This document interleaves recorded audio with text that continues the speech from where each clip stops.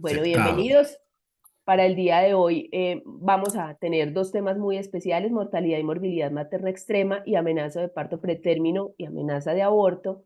Es una capacitación auspiciada por Exceltis. Le damos la gratitud especial a esta organización y directamente también al doctor Rubén Carrillo por hacer parte de esta convocatoria de formación.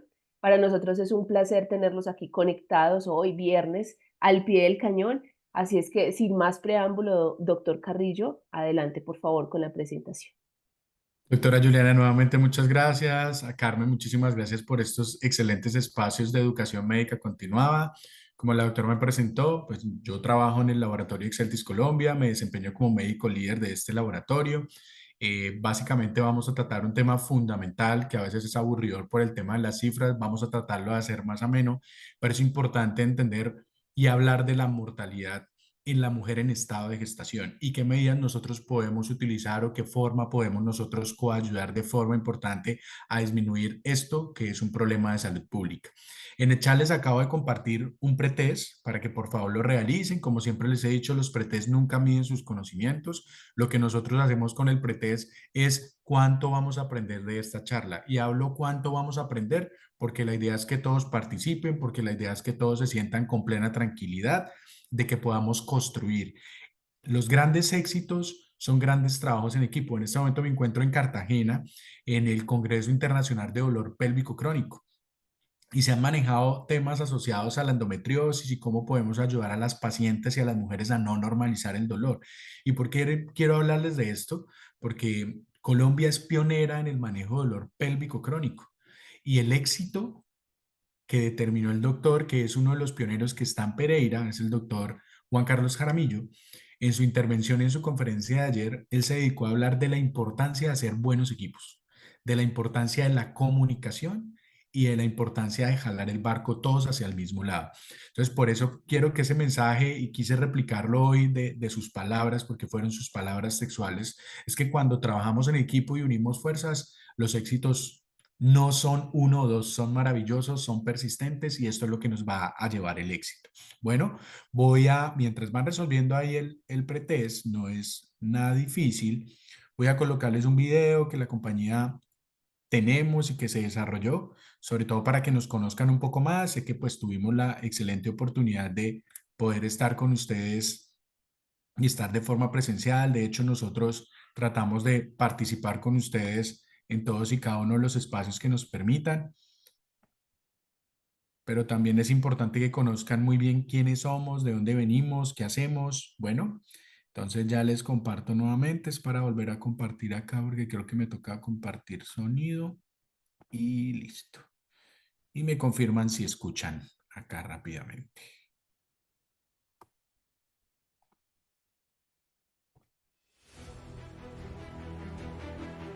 En este mundo lleno de posibilidades, cada decisión cuenta, cada elección nos define.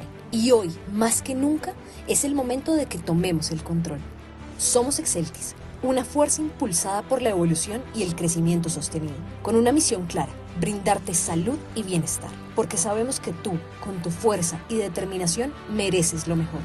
Somos más que una organización, somos un compromiso contigo. Investigamos incansablemente para satisfacer tus necesidades médicas no cubiertas, porque entendemos que cada persona tiene una historia única y queremos ser parte de tu historia de transformación y bienestar. Con 40 años de experiencia y presencia en más de 40 países, nos enorgullecemos de acompañarte en este viaje hacia una vida más saludable, con 18 centros de investigación que día a día buscan cubrir las necesidades de nuestros pacientes, que abastecen a múltiples compañías con productos de primera calidad y que benefician la salud de miles de personas. Durante 8 años hemos estado aquí en Colombia, ofreciéndote no solo tratamientos innovadores, sino calidad de vida y empoderamiento de tu cuerpo. Es el momento de sentirnos orgullosos. Es el momento de cuidarnos como nunca. Es el momento de tomar el control de nuestra salud y bienestar. Y con Exceltis revolucionaremos el sentirnos bien.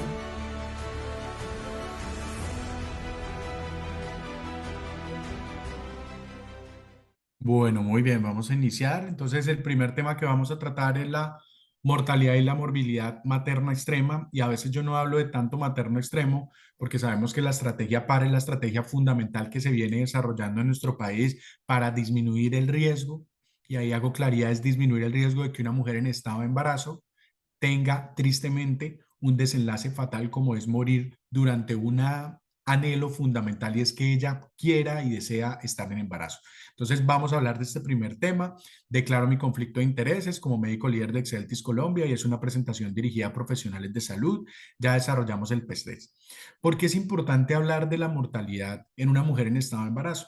Mire, durante la pandemia pues sabemos que se dio el pico importante de la mortalidad en una mujer en estado de embarazo, que es el rojo, la línea roja es la mortalidad en personas y mujeres colombianas, la línea azul es de nuestra población migrante, que básicamente eran venezolanos y mujeres venezolanas, pero ha venido descendiendo desde el 2022, pero este pico fue fundamental.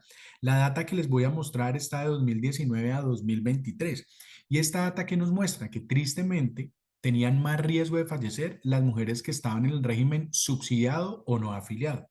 No obstante, el dato más importante es que ¿cuál mujer fallecía más? ¿Será que mueren más las mujeres en edades extremas o mueren cuando programan su embarazo?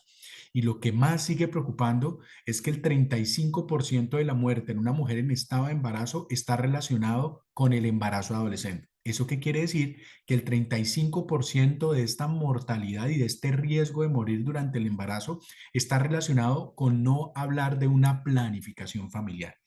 Ese es el concepto fundamental y el Ministerio de Salud está empezando a adaptar este concepto. ¿Por qué? Porque antes hablábamos de anticoncepción, ¿cierto? Y no planifique, no planifique. Y a veces uno, los padres le decían, ojo, pilas, no vaya a llegar acá con maleta, perdón la palabra, o no vaya a llegar aquí, mejor dicho, con algo más, ¿sí? Entonces a uno muchas veces esa concepción le dijeron, hijo de pucha, tengo que cuidarme, tengo que hacerlo, y probablemente durante esa época de la vida era adecuada, porque teníamos un gran número de mujeres en estado de embarazo, tenían muchos embarazos con periodos intergenésicos muy cortos, pero eso disminuía de forma importante la mortalidad. No, realmente no, tristemente seguían falleciendo.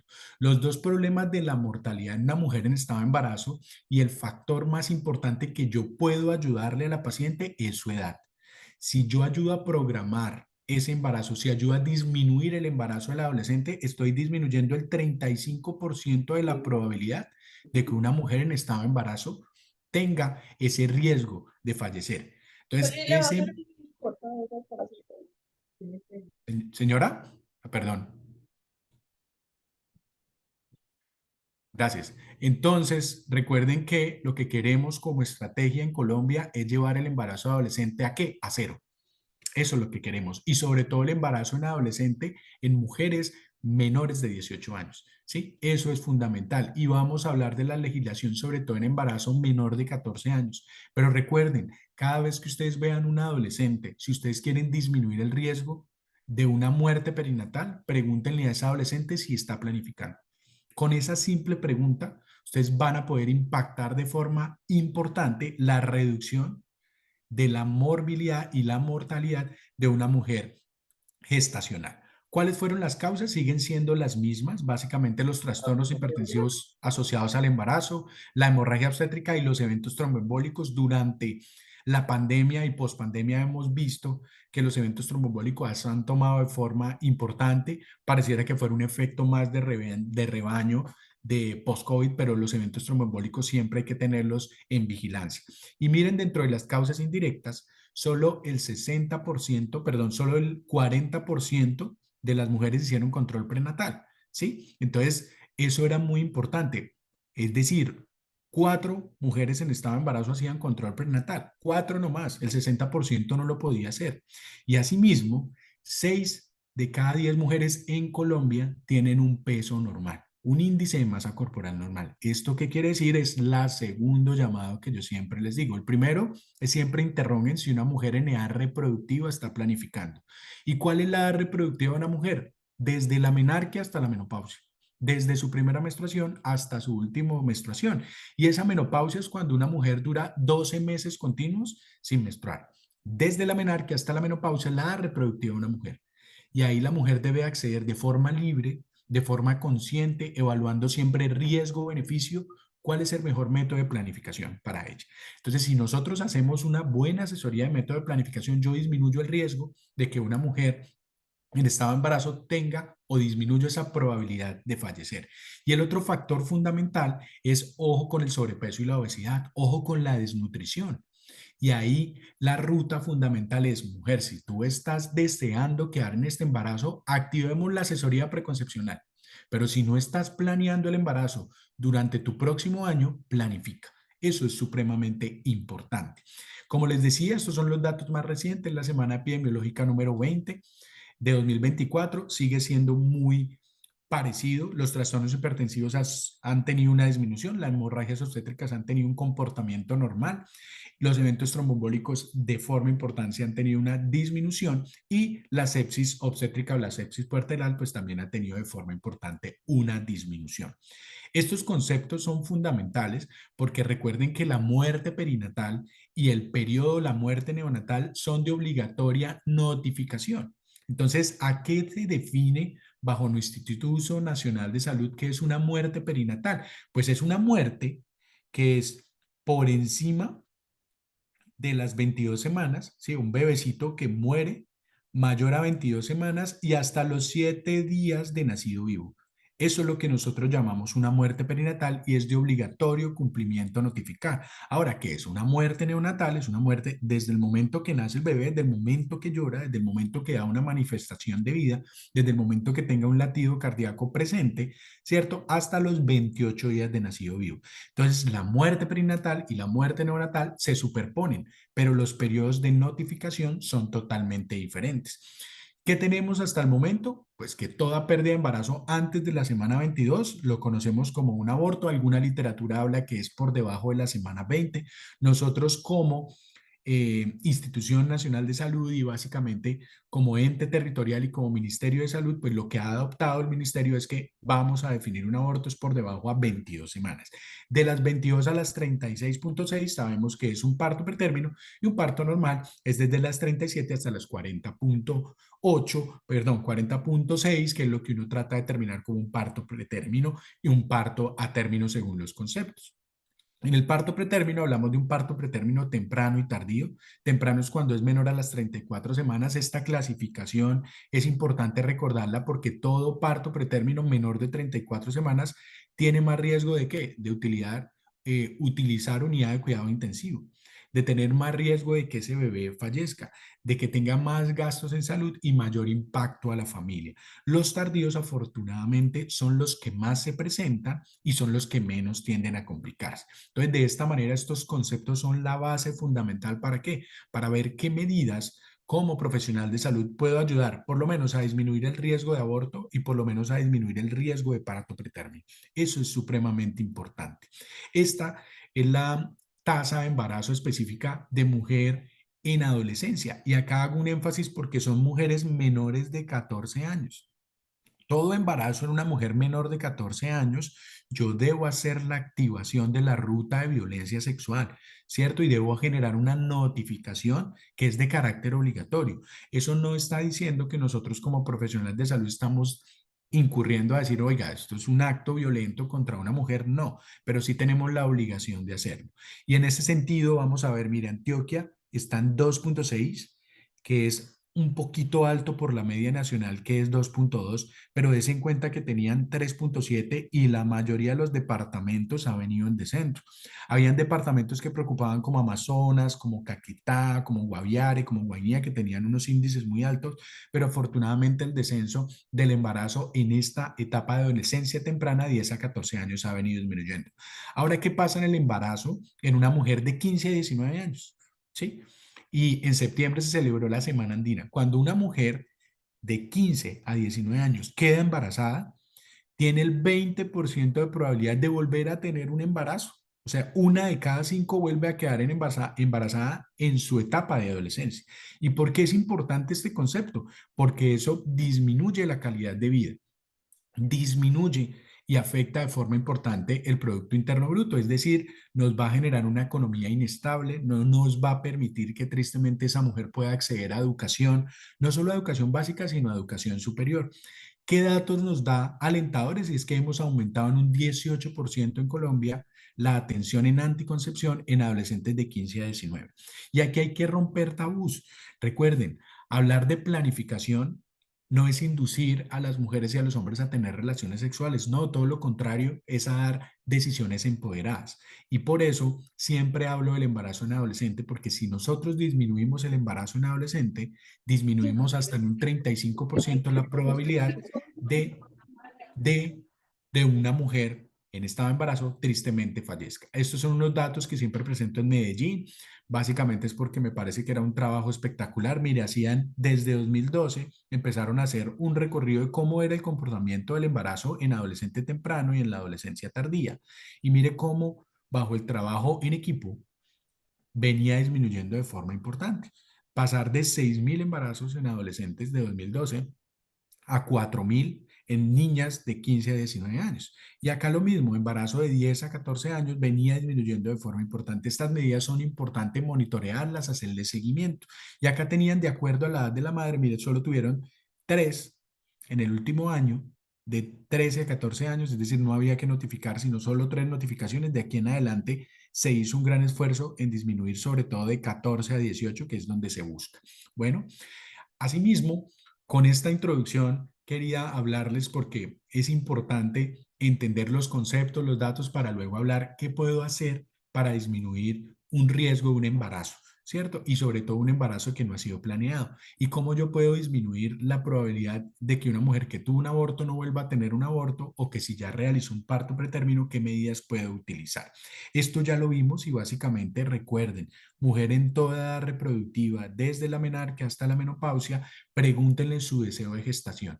Si no está buscando embarazo, asesorámosle un método de planificación. Si está buscando un embarazo, activen la ruta preconcepcional. ¿Cuál es el método de planificación más utilizado en Colombia? ¿Cuál creen ustedes? Los quiero escuchar. ¿Cuál creen que es el más utilizado en Colombia? Por Recuerde las que puede mujeres. participar o vía chat o habilitando el micrófono.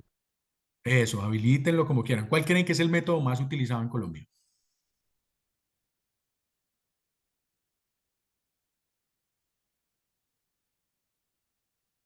Ya, los inyectables, los dispositivos. Anticonceptivos orales nos dicen vía chat.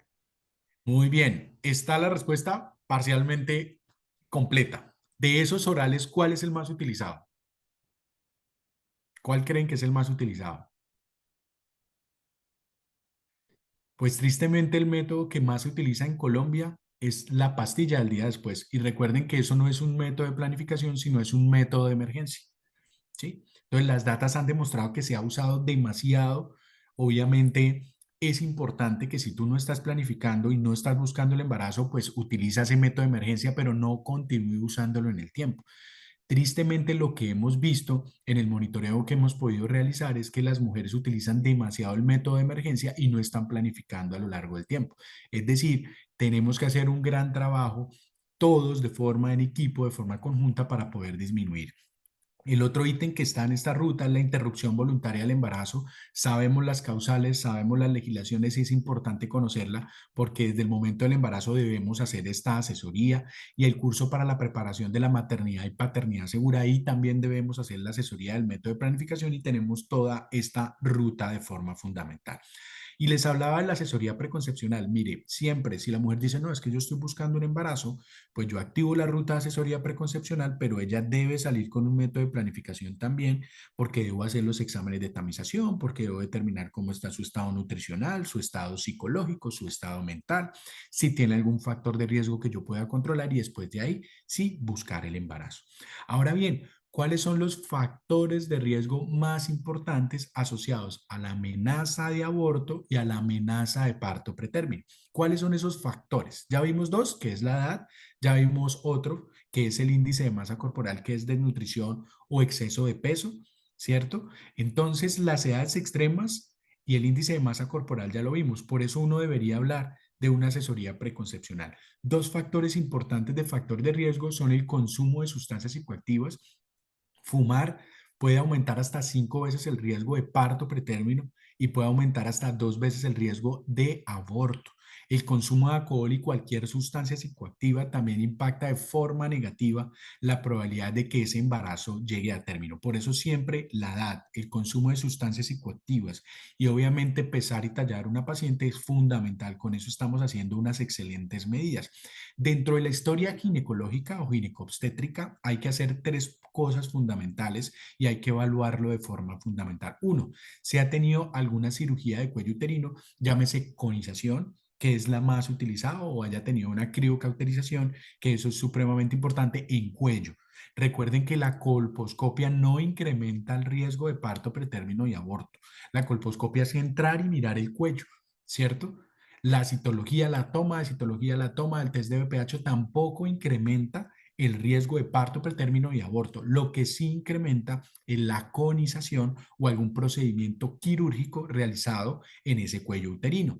Si la mujer ya ha tenido antecedente de aborto o ha tenido antecedente de parto pretérmino, eso es supremamente importante. En cuanto al aborto, evaluar si fue un aborto temprano, si fue un aborto tardío y sobre todo cuál fue la causa, porque recordemos que los abortos, sobre todo menores a 10 semanas, están relacionados con malformaciones en el bebé y que pueden no ser compatibles con la vida. Y ahí hay una medida que ya conocemos que es el ácido fólico, ¿cierto? El ácido fólico es la medida más sencilla, más adecuada, que nos disminuye de forma importante la probabilidad de defectos del tubo neural. Entonces, si hubo un aborto temprano asociado a una malformación de un bebé, pues podemos ajustar la dosis de ese ácido fólico no de 0,4 miligramos día, sino que puede ser entre 4 a 5 miligramos. Si hubo antecedente de parto pretérmino en su embarazo anterior, pues recordar cuál fue la causa del parto pretérmino, si fue una preeclampsia o un trastorno hipertensivo asociado al embarazo, si fue una diabetes gestacional, cómo fue el resultado del peso del bebé en ese momento, si requirió o no unidad de cuidados intensivos y sobre todo evalúen si la mujer tuvo o no riesgo de hacer un evento tromboembólico, tuvo o no el riesgo de hacer una sepsis puerperal. Bueno, estos son los factores de riesgo que yo evalúo en la gestación actual y que hace parte de lo que yo debo evaluar. Por ejemplo, las enfermedades de transmisión sexual, ya sabemos, la hemorragia anteparto, si hubo alguna alteración en las características o la cantidad del líquido amniótico, si hubo algún factor psicológico, si hay alguna antecedente de cirugía materna o si hay un periodo intergenésico demasiado corto, que recuerden que lo que se busca entre un embarazo y otro es mínimo 2 años. La Organización Mundial de la Salud dice, bueno, es aceptable por encima de 18 meses, es decir, año y medio, pero lo ideal es que sean mínimo 2 años. Y acá traigo un concepto muy importante, que es el que uno determina con la segunda ecografía de trimestre, que es el cuello cervical corto. Recuerden que la segunda ecografía, ¿cierto? La que uno realiza o la que se envía en la semana 19 a 23, nosotros debemos evaluar cómo está el cuello uterino. Si el cuello uterino mide menos de 25 milímetros, menor o igual a 25 milímetros, ese cuello se denomina un cuello cervical corto. Y hay una medida que podemos utilizar ¿para qué? Para disminuir el riesgo de que ese bebé venga antes de su tiempo. Este es el cuello, ¿cierto? Hacerlo más corto, es decir, este cuellito se hace mucho más delgado, mucho más cortico. ¿Cómo se mide ese cuello ecográficamente? Pues básicamente el orificio cervical interno hasta la cúpula del orificio cervical externo. ¿Sí? No es donde termina el orificio, no, hasta la cúpula. Esta es la medida adecuada para hacer. Y siempre verifiquen en esa ecografía de segundo trimestre cuál es el resultado de ese cuello. Y si no lo ven reportado, por favor, pídanle nuevamente la ecografía y que especifiquen que sea necesario ver, porque determinar si es un cuello normal mayor de 25 o es un cuello corto menor o igual a 25, ese cuello nos va a determinar una conducta. Cada vez que uno envía un examen es ¿para qué? Para complementar o sustentar alguna conducta que como profesional podemos hacer. ¿Cuál es la epidemiología del parto pretérmino? Pues mire, en Colombia estamos ni tan bien como Europa, ni tan mal como en África. Hemos tratado de tomar varias medidas, hemos venido disminuyendo de forma importante, pero aún nos falta mucho por hacer. Es decir, más o menos casi uno de 10 mujeres embarazadas pues tienen riesgo de hacer parto pretérmino. ¿Qué consecuencias hay en los niños? Parálisis cerebral, más riesgo de epilepsia, mayor discapacidad cognitiva, mayor gastos en cuanto a la familia, mayor gastos en cuanto al sistema de salud y lo que constituye el parto pretérmino es la primera causa de morbimortalidad neonatal. ¿Sí? Por eso es tan importante hablar de esta medida. Ahora bien, la progesterona es la hormona más importante para el mantenimiento y para la implantación. Entonces recuerde que el ovulito viene, es fecundado, ¿cierto? Por ese espermatozoide y después de ahí él viaja a través de la trompa de falopio y se va a implantar en el útero, en ese endometrio. Esa implantación es fundamental gracias a la progesterona. Por eso, la progesterona no, o sobre todo el cuerpo lúteo, no involuciona a un cuerpo albicans, sino que básicamente este cuerpo lúteo durante las primeras 8 a 12 semanas es la encargada de producir la progesterona. ¿Sí? Entonces, cualquier pérdida, cualquier aborto antes de la semana 10, antes de la semana 12, sospechen si esa paciente tuvo una insuficiencia del cuerpo lúteo. ¿Por qué? Porque si hubo una insuficiencia del cuerpo lúteo, no va a haber una implantación adecuada y no va a haber una viabilidad de ese óvulo fecundado.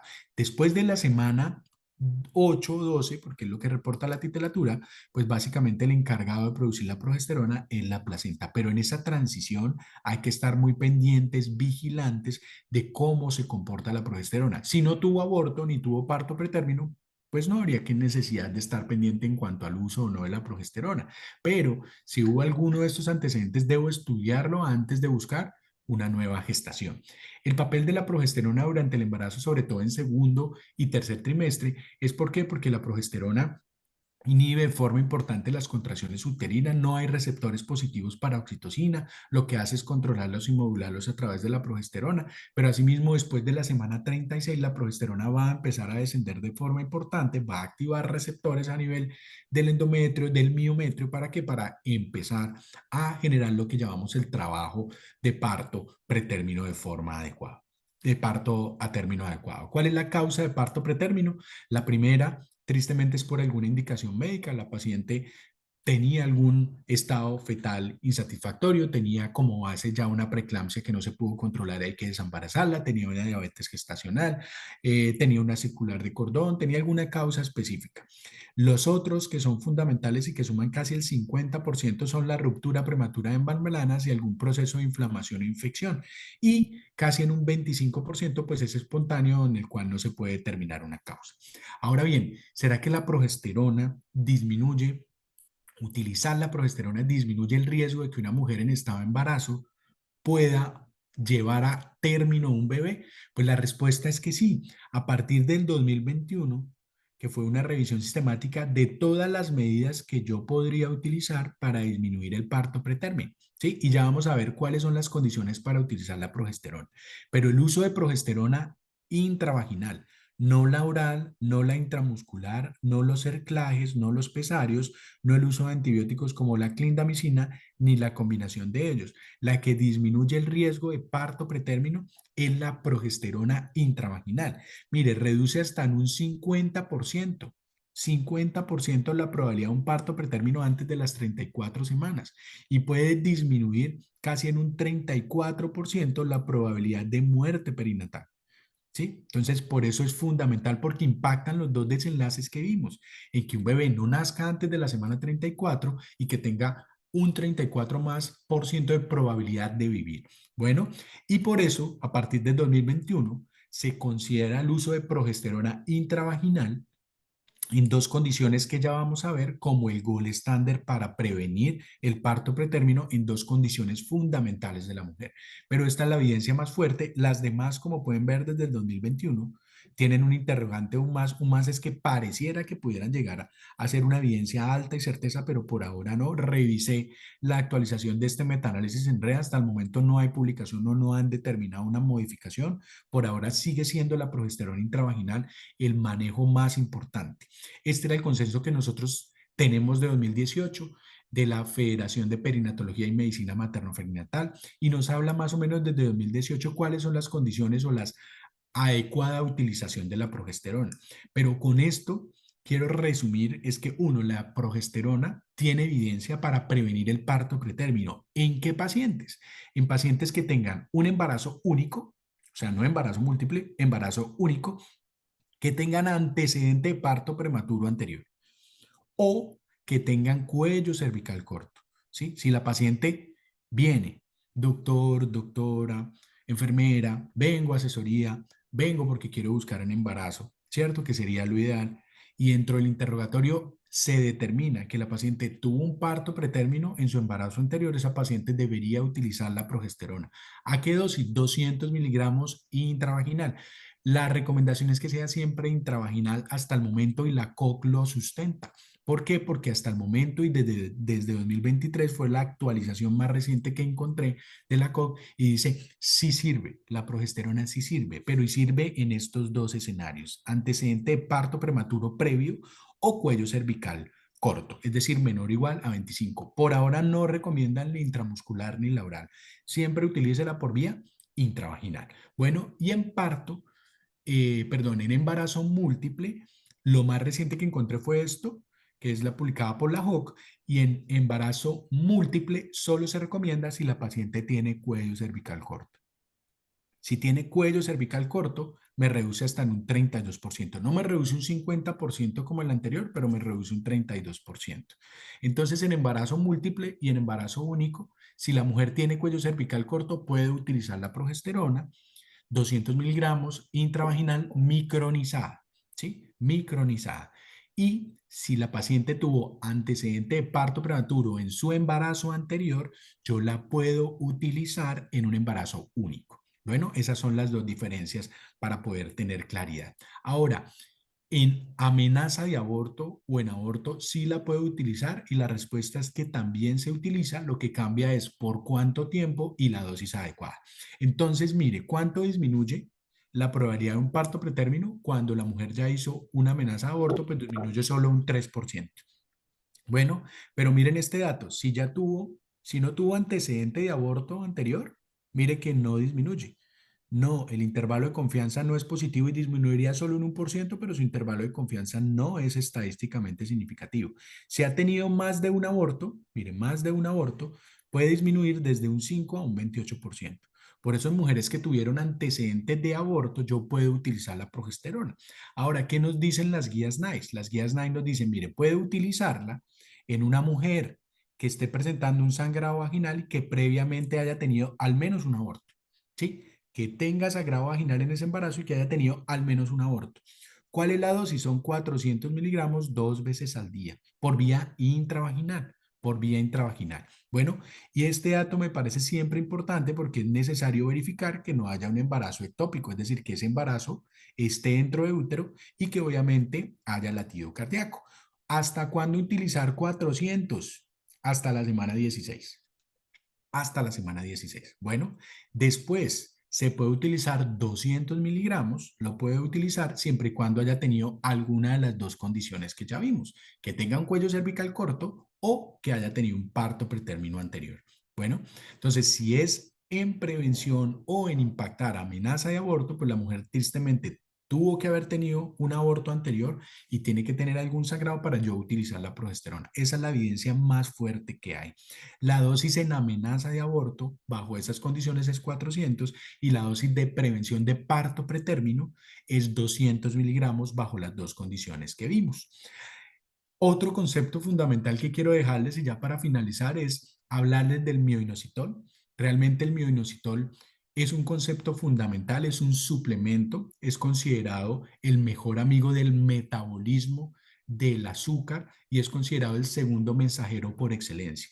No es un suplemento ni es un medicamento, es un concepto nuevo que se llama nutracéutico. Nutracéutico, ¿qué quiere decir? Que me sirve como suplemento o que me sirve como medicamento dependiendo en cómo yo lo pueda utilizar.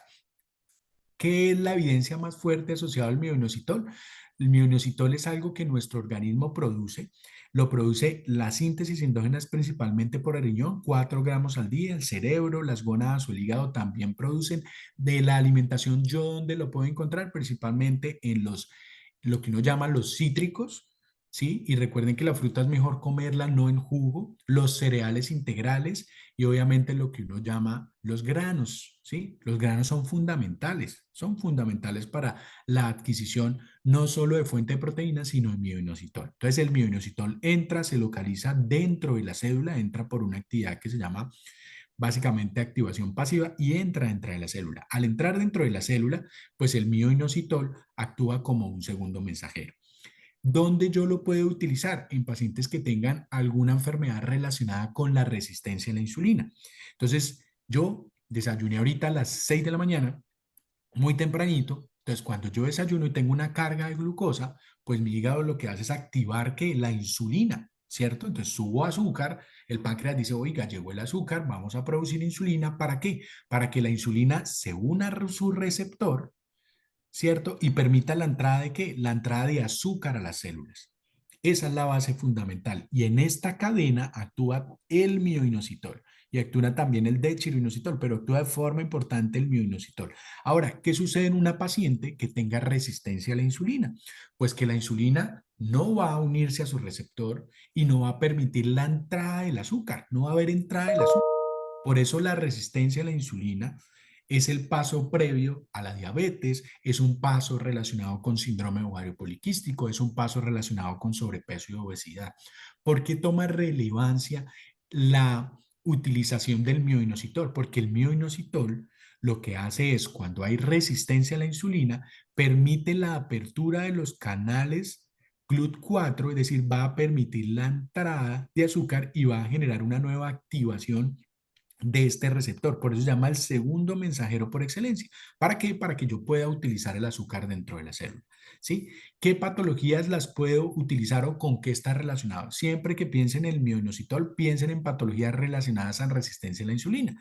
Diabetes mellitus, síndrome metabólico, síndrome ovario poliquístico. Recuerden que hay 3 fenotipos de síndrome ovario poliquístico, pero que el 90% de las mujeres con SOP pueden tener 40% sobrepeso y un 50% obesidad. La obesidad también está relacionada. Si están pensando en mejorar algo de la resistencia a la insulina, el mioinositol tiene una evidencia muy fuerte.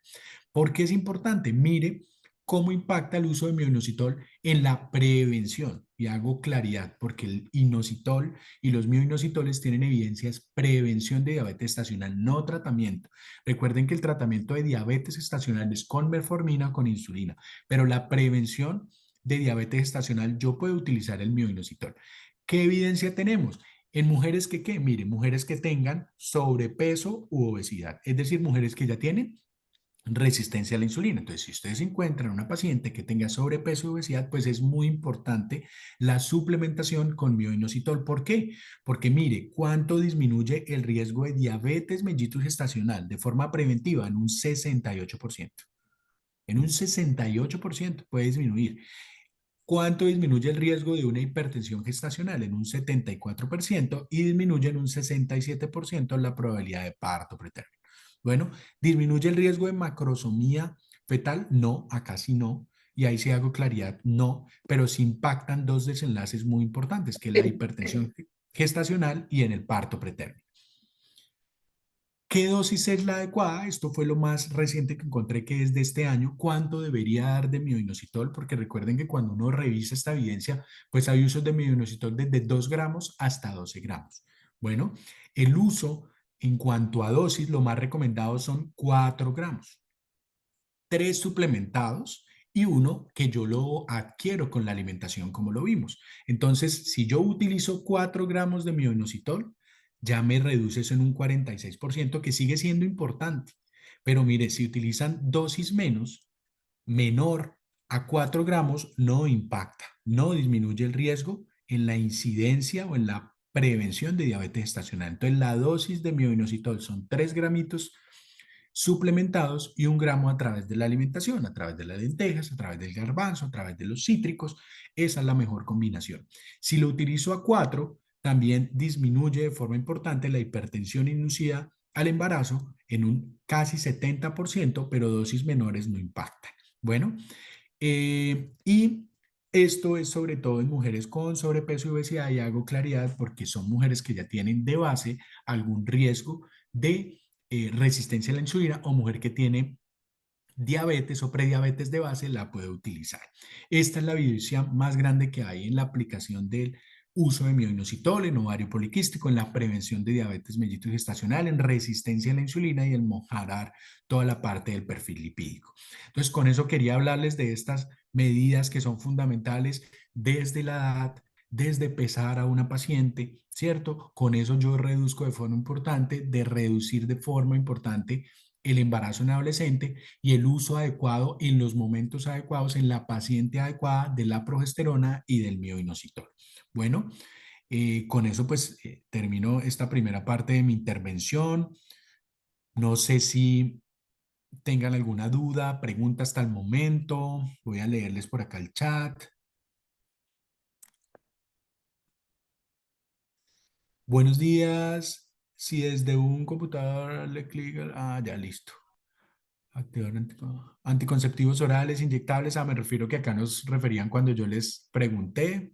El dispositivo, acá nos hablaban que el Yadel, sí, los dispositivos han tenido, digamos que una gran auge en su utilización, pero como les decía, el método más utilizado es la píldora del día después y tenemos que hacer un gran trabajo para que las mujeres tomen decisiones de forma empoderada. No sé si tengan alguna duda, pregunta hasta el momento.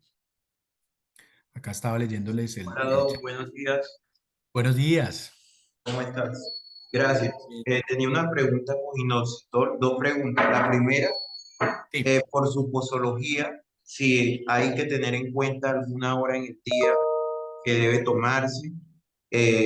Bueno, me parece eso importante después de alguna comida o antes. Listo. Y la segunda es hasta qué semana puedo dar el inositol teniendo en cuenta los síndromes metabólicos que tenga la paciente. Entonces, esas son mis dos preguntitas. Muchas gracias. Una excelente pregunta. Las dos revisiones sistemáticas que le mostré lo dicen muy claramente. Lo primero es que se debe utilizar hasta la semana 34, es lo que dice, ¿sí? Algunos profesionales sugieren off-label, es que puede llevarse hasta la semana 36, ¿sí? Pero la evidencia y los estudios se dicen hasta la semana 34, 4 gramos de mioinositol, como les decía, uno por alimentación de la paciente y decirle, mira, si tienes sobrepeso y obesidad, no te alimentes de carbohidratos simples. Cómete la lenteja, cómete el garbanzo. Si vas a comer una fruta, básicamente cómetela, no en jugo. Y sobre todo prefiera frutas cítricas para generar una buena fuente sin ser exagerada. Bueno, lo otro es en cuanto a la forma adecuada de tomar. Esa es una pregunta también supremamente interesante. Lo que muestra la evidencia es que lo mejor es tomarlo en la noche. ¿Por qué? Porque recuerden que en la noche nosotros hacemos nuestro ayuno, ¿cierto? Después de más o menos unas 5 a 8 horas nosotros hacemos el periodo de ayuno. El hígado, ¿cierto? Hace la gluconeogénesis, es decir, yo tengo azúcar a través del hígado. ¿Cierto? Entonces yo, como no me alimenté, pues el cuerpo dice, oiga, voy a coger mis reservas de energía que están en el hígado. Si no son suficientes, pues toco las reservas de grasa. Pero principalmente la explicación fisiológica en la noche es ¿por qué? Porque como en la noche yo obtengo el azúcar del hígado y de la grasa, pues ese azúcar no lo voy a utilizar bien porque tengo resistencia a la insulina. El mioinositol me va a permitir utilizarlo y meterlo a la célula de forma importante. La recomendación es ¿cuál? Uno, utilízalo en la noche después de la cena. ¿Sí? Esa es la más recomendada, entendiendo la fisiopatología fundamental de la resistencia a la insulina. Y muchas gracias por las preguntas. Espero haber dado respuestas. Muchas gracias. ¿Alguna otra duda, pregunta,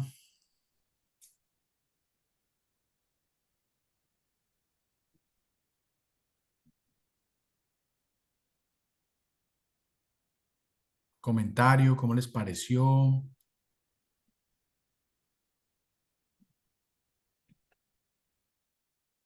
La progesterona, recuerden siempre la progesterona. Miren, la progesterona bien utilizada, como lo vimos, es eso, no es para todo el mundo.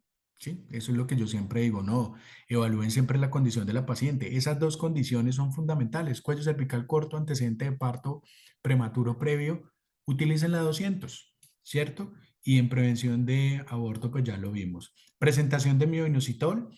El mioinositol viene granulado, viene de 3 gramos y tiene agregado también algo que es el ácido fólico. Por eso en mujer que tenga síndrome de ovario poliquístico que no ovule, aumenta de forma importante la probabilidad de embarazo y de control del ovario poliquístico.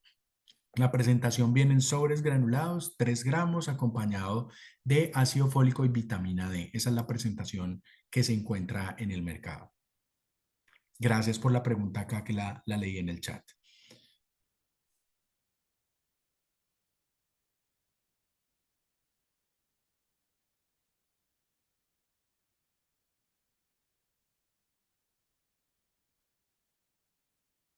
Bueno, muchísimas gracias a todos por su participación, por sus comentarios. Realmente pues es un honor participar con ustedes, lo que necesiten por parte de nosotros en el laboratorio, siempre estamos acompañando con el programa de educación médica continuada. Agradecerle a la doctora Juliana, agradecerle a Carmen por estos espacios, por su gestión, es un excelente trabajo, nosotros siempre lo hacemos de forma transparente y con evidencia. Buenos Y días, final, sí, que le interrumpa una preguntita. sí. El mioinositol o los inositoles los podemos conseguir en el PBS sin ningún problema. Es decir, apenas yo capte a la paciente por fenotipo que es el sobrepeso u obesidad, yo puedo iniciarle desde su ingreso del control prenatal. Ya estamos trabajando en eso. Eso es una excelente pregunta porque ya estamos trabajando en eso. El registro INVIMA está como un suplemento, no como un nutracéutico. Bajo esta evidencia que es de este año, estamos trabajando desde el área de regulatorios. ¿Para qué? Para incluirlo en PBS. ¿En dónde? En estas indicaciones que vimos. Mujer con sobrepeso y obesidad, prevención de diabetes gestacional. ¿Sí? Pero que yo le diga que se lo entrega a PBS, no, porque no está avalado. Estamos trabajando para que entre en PBS, pero en el momento que esté, pues les comentaremos. ¿Por qué? Porque la evidencia ya es muy sólida en este tipo de pacientes. Bueno, Gracias. con mucho gusto. Doctor, tenemos dos preguntas más vía chat para que por Ah, favor. claro que sí. Una pregunta más, ¿el inositol se debe tomar en qué horarios? Como les decía, el mioinositol lo más recomendado es en las horas de la noche, por lo que les explicaba la fisiopatología de la resistencia a la insulina. ¿El mioinositol es solo para embarazadas? No. Y vuelvo a colocar acá la diapositiva. Mire, el mioinositol, siempre que piensen en patologías relacionadas con resistencia a la insulina, aquí está. ¿Me puede servir para qué? Para una paciente con diabetes. Coayudante como segundo mensajero. No le quite el tratamiento, no le quite la metformina, no le quite la dapaglifosina, no le quite la insulina, no, es un buen coayudante. En SOP, ¿sí? Ayuda muy bien a qué? A controlar lo que llamó la virilización, o sea, el control y el exceso de acné. Si la paciente está buscando un embarazo, también le va a servir de forma importante, pero si no está buscando un embarazo, que planifique y que utilice el mioinositol. Acá sí hay una evidencia muy fuerte en síndrome de ovario poliquístico y es que se ha podido demostrar que el uso de metformina versus inositol no es inferior, es decir, ambos son iguales. ¿Cuál produce menos efectos gastrointestinales? El mioinositol, por eso el uso de mioinositol cada vez está teniendo más fuerza. En obesidad, sobre todo, disminuye el IMC en 1 o 2 puntos. En diabetes gestacional ya lo vimos y en síndrome metabólico, recuerden que la hipertrigliceridemia y el LDL están relacionados con resistencia a la insulina. Si esa es la causa, pues me va a servir. Por eso estas 5 patologías es donde yo puedo utilizar el mioinositol. Bueno, yo puedo utilizar el mioinositol. Obesidad, diabetes, diabetes mellitus gestacional, síndrome ovario poliquístico y síndrome metabólico. Muchas gracias por la pregunta. Creo que eran esas dos, ¿cierto? Discúlpeme, no las Correcto. había leído, Juliana. Tranquilo, doctor. Aprovecho para recordarles que es muy importante que por favor nos apoyen diligenciando la asistencia y el proceso de esta capacitación. El enlace lo encuentran en el chat. Si tienen alguna dificultad, pues nos lo hacen saber, pero es demasiado determinante, ¿cierto? Para cada una de las unidades Claro. estratégicas de negocio, para la organización como tal. Ustedes saben que es un tema muy riesgoso. Tenemos otras. Pero bueno, hagan todas las preguntas, me encanta. Una pregunta, si una persona está usando ampolla de progesterona intramuscular, Doctor, pero qué si pena. tiene... El doctor Luis Guillermo Valencia, que tiene el micrófono abierto, ¿tiene alguna pregunta para hacer?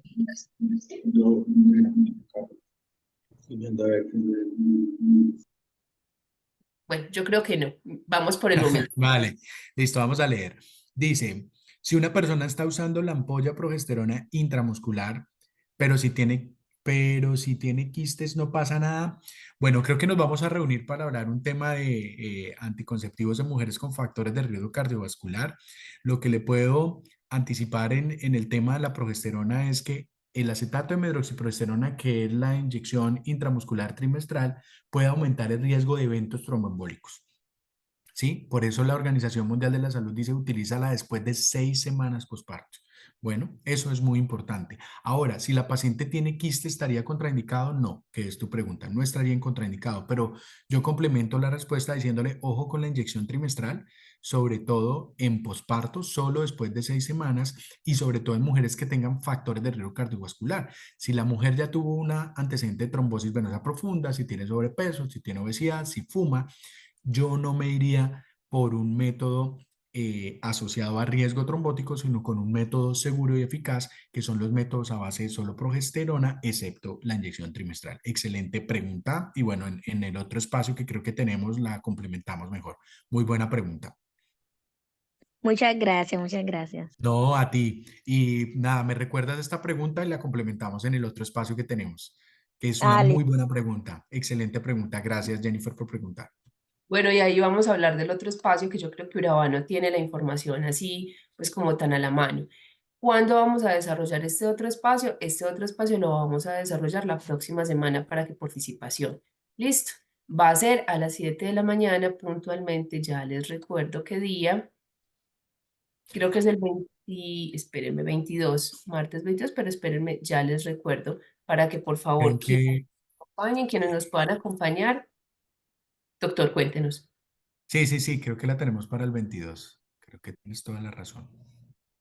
Entonces vamos a validar, vamos a validar. Efectivamente, martes 22 de octubre a las 7 de la mañana vamos a tratar dos temas: anticonceptivos y riesgo cardiovascular y anticonceptivos en el puerperio, lactancia y posevento obstétrico. Inicialmente estas capacitaciones habían sido concebidas para la unidad estratégica de negocio ambulatorio, entonces de pronto por eso Urabá no lo tiene en el radar. No sé qué tan factible sea, Carmen Alicia, programar después una sesión exclusivamente para Urabá, pues considerando que estas ya están tan encima que sería el martes. No sé si de pronto para principios de noviembre podríamos programar otra sesión de manera exclusiva solamente para Urabá, para nuestras sedes en Urabá. Buenos días, claro que sí, doctora, nos ponemos de acuerdo con la agenda de todos, el doctor, y sin problema podemos hacerlo y programarla. Perfecto, súper bien, muchísimas gracias. Bueno, no me queda más que agradecerles a cada uno de los participantes que se conectaron desde las diferentes sedes de la organización, especialmente desde Caucasia y desde el Urabá antioqueño. A Carmen por todo el empalme, por el apoyo, a Exceltis pues igual, al doctor Carrillo por esa energía especial, por esa transmisión del conocimiento tan maravilloso que nos hace. Y bueno, estamos entonces en contacto, juiciosos por favor con el diligenciamiento de la asistencia del postés de esta capacitación. A quienes no les aparecía Clínica Central Fundadores apartado, actualizan la página y ya les va a aparecer la opción. ¿Listo? Doctora, si me permite añadir algo también acá, el diligenciamiento de la participación, el post-test y sus datos ahí son demasiado importantes porque uno de nuestros compromisos es emitir también una certificación de la asistencia a estos diferentes temas. Entonces, con esa base de datos es que procedemos a elaborar los certificados. Súper, muy importante tu aclaración. Muchas gracias. Bueno, ¿alguna otra observación, inquietud? Si no, damos por finalizado el espacio.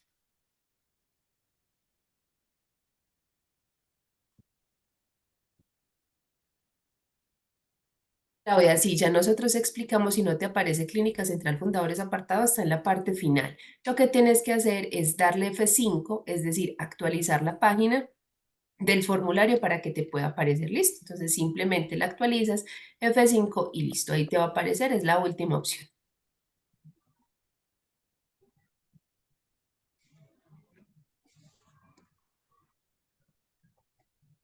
Bueno, yo creo que no siendo más, me voy a quedar un ratico acá en la sala por si tienen alguna inquietud con el diligenciamiento del formulario. Y bueno, nos vemos en una próxima ocasión. Que tengan un maravilloso viernes y un extraordinario fin de semana. Muchas gracias. Un buen día para todos. Excelente fin de semana. Muchas gracias, doctora y doctor Rubén. Hasta luego. Buen día, doctora. Lo que tenemos móvil por el formulario, perdón, para escribirnos que no lo consigo.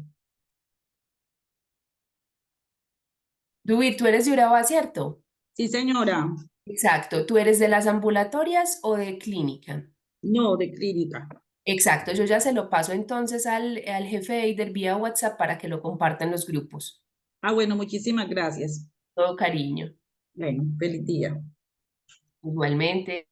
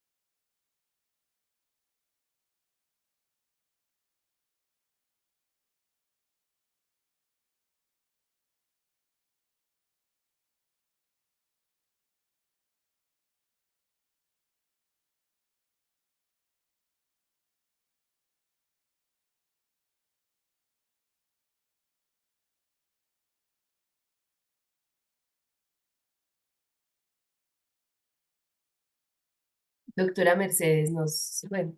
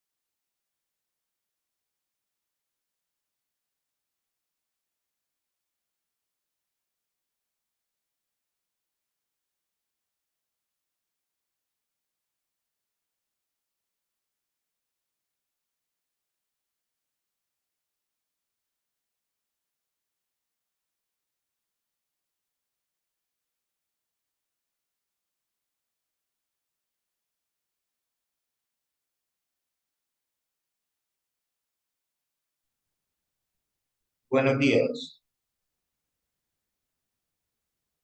hola, Eh, buenas tardes. hola, mira, sucede algo con el post-test. Resulta que en el pretest pues obviamente realizamos el pretest y me salió un 6 de 6, todas buenas. Enfáticamente en la pregunta de la muerte, la cual, son varias. La muerte que ocurre a partir de la pregunta es, según el protocolo del Instituto Nacional de Salud, ¿cómo se define muerte perinatal? Ajá. La respuesta es a muerte que ocurre a partir de las 22 semanas completas de gestación o con 500 gramos o más de peso fetal, ¿cierto? Pues yo tenía una duda al principio que era o 22 o 20, ¿cierto? Pero envié la de 22 y me salió buena. Ahora que mando en el post test sale mal, ¿cierto? La otra pregunta es, ¿cuál de las siguientes opciones es una indicación para el uso de progesterona intravaginal?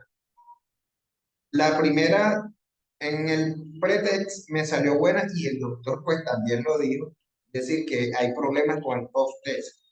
El resultado, yo Espérame, había tenido doctor, embarazo doctor, doctor, qué pena, vamos a solucionar la primera pregunta, listo. Entonces déjeme un momentico, yo me comunico con el doctor Carrillo, listo.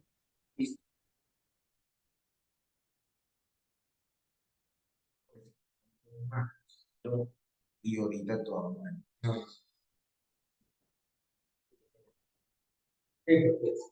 A ver, sí, sí, sí es parte única.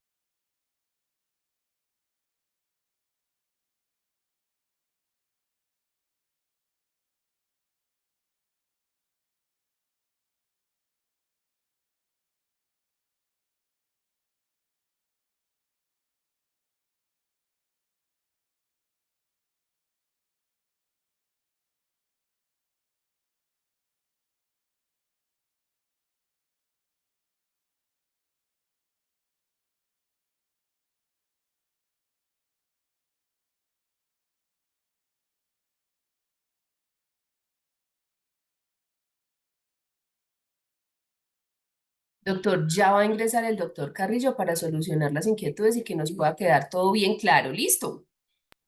Listo, gracias. A usted.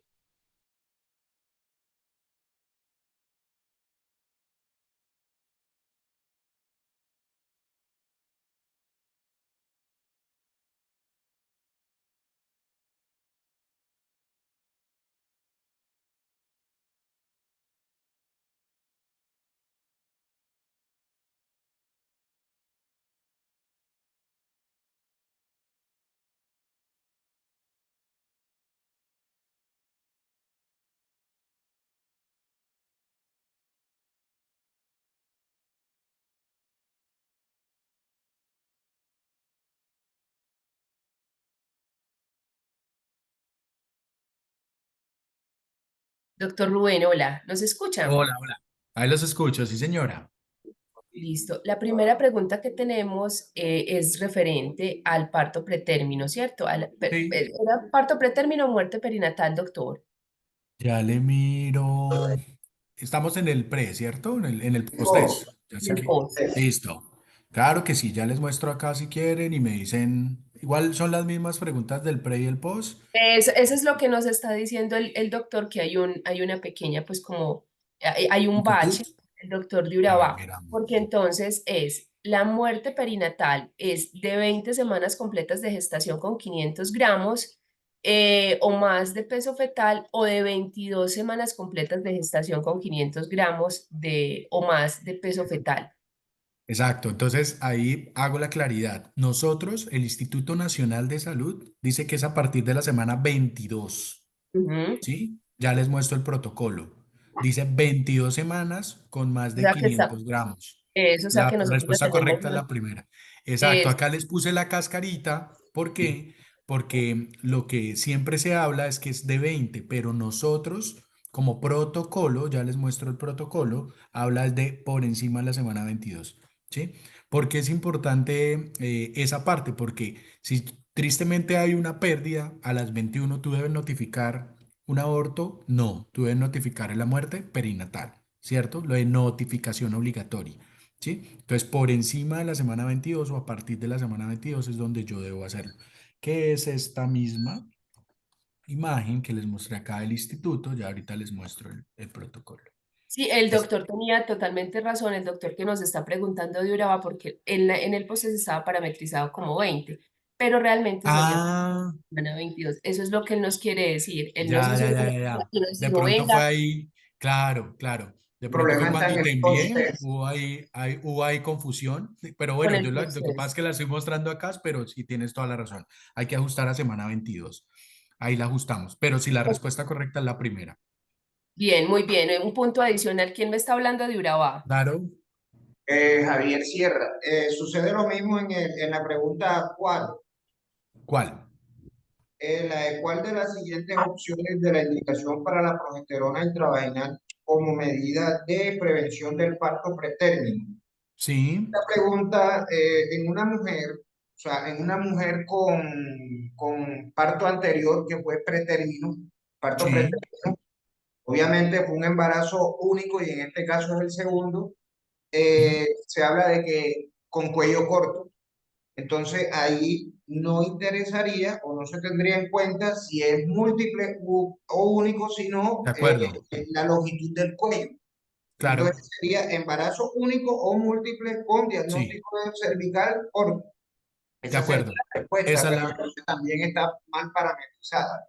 Ah, bueno, listo, no, la ajustamos, pero sí tiene toda la razón, esa es la que yo tenía acá parametrizada, ahorita la ajustamos Ya, con la doctora en el ya la post, pero sí, ajustamos. doctor, y me alegra porque le quedó claro. Lo más importante Oye, el para doctor nosotros, Javier se ganó mi reconocimiento en el boletín de octubre. total, total. ¿Sabe qué me agrada, doctor? Que eso es la satisfacción más grande que yo puedo tener como speaker, y es que te quedó claro lo que a mí me interesa, y es el uso adecuado de la progesterona. ¿Sí? Entonces, las preguntas están hechas en ese sentido. De pronto, cuando usted alcanzó a hacer el pretest, creo que no, porque en el Sí, pretest, bueno, en el pretest sí probablemente le aparecía si estaba adecuada o errónea. Sí, que ahí es donde no, uno al les doy mis... contrario, en el pretest todas salieron bien, por eso me pareció Por raro. eso la nota para el post-test. Con Por eso yo razón, con decía, no, pero razón. es que venga que ya no entiendo. Yo dije, Jesús, aquí qué Claro, pasa. ahorita lo ajustamos, ¿no, doctora? Ahorita lo ajustamos ahí en el post, pero está perfecto. Sus apreciaciones son correctas y sus respuestas son correctas. Por eso se las muestro acá. Muy bien, muchas gracias. Muchas gracias a usted, doctor. No, ni más faltaba, doctora. Estamos para Bueno, servir siempre. gracias a todos. Yo No, creo no que hay ahora sí problema. Un vamos. abrazote. Mil gracias, que estén muy bien. Chao.